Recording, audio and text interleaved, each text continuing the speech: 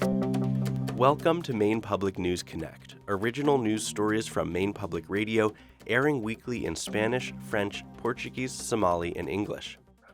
I'm your host, Ari Snider. Today is Friday, March 10th, and here are the week's top stories. Maine Congresswoman Shelley Pingree reintroduced legislation last week that would allow asylum seekers to get work authorization more quickly.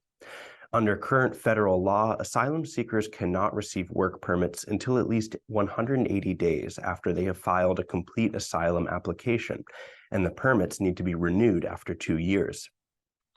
Pingree's bill would cut the wait period to 30 days and eliminate the renewal requirement.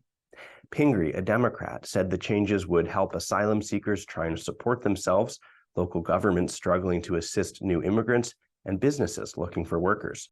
As the war in Ukraine passes the 1-year mark, some Ukrainians in Maine say they are trying to restart their lives here, while hoping for a military victory that would allow them to return home. Irina Kanish, who arrived in Portland with her family last year, said the war makes it impossible to plan for the future, and she's just trying to live day by day. At least 92 Ukrainians have arrived in Maine through a federal program called Uniting for Ukraine, which grants eligible individuals a 2-year legal status in the United States. Kanish also said she is worried about what will happen when her family's legal status expires, but she said she hopes the war will be over by then, allowing them to return home. Maine's community colleges are seeing a significant increase in enrollment thanks to a plan from Governor Janet Mills to make those schools free for high school graduates. But the state's university system is experiencing a decrease in enrollment, and some lawmakers are putting forward a plan to make that system more affordable. The bill, sponsored by State Senator Mike Tipping, a Democrat, would cut the cost of a state university degree in half for Maine students who graduate high school between 2023 and 2025. It would also offer a 50% tuition discount for 1 year for current students who have lived in Maine for at least 5 years and are close to completing their degree. Bus tickets in southern Maine will cost half their regular price for the next 6 months as transit agencies try to make up for a loss of people using public transportation during the pandemic. The Greater Portland Metro, the largest of the transit agencies involved, said its ridership is still only about 70% of what it was pre-pandemic.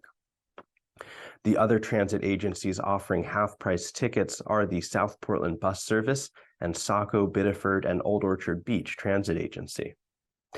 The price reduction is being paid for with federal COVID relief funding, which is also supporting increased frequency on certain routes and improvements on bus stops across southern Maine. This has been Maine Public News Connect. Thank you so much for joining us. We'll see you next time. Maine Public News Connect partners with wonderful groups across Maine committed to providing access to important news and information for all.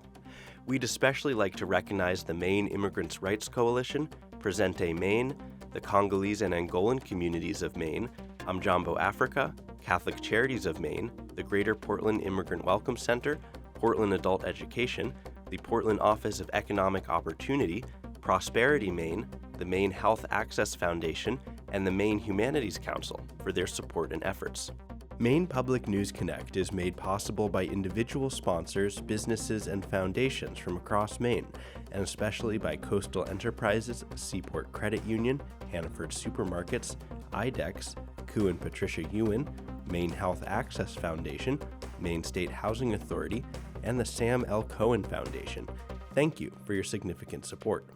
Maine Public News Connect is made possible by Koo and Patricia Ewan, committed to bridging cultural differences in our communities. Juntos. Ensemble. Warajir. Junto. Seaport Credit Union. Together. At Maine Housing, we know an affordable home is key. Our First Home Loan program offers Mainers low interest rates and down payment assistance on multi-unit properties. Learn more at mainehousing.org. Hannaford Supermarkets, celebrating the diversity of its employees, customers, and communities, and committed to fostering a welcoming environment. Together, they're greater than groceries. Learn more at hannaford.com. If you would like to support this project, please contact Corey Morrissey at 207-232-0241.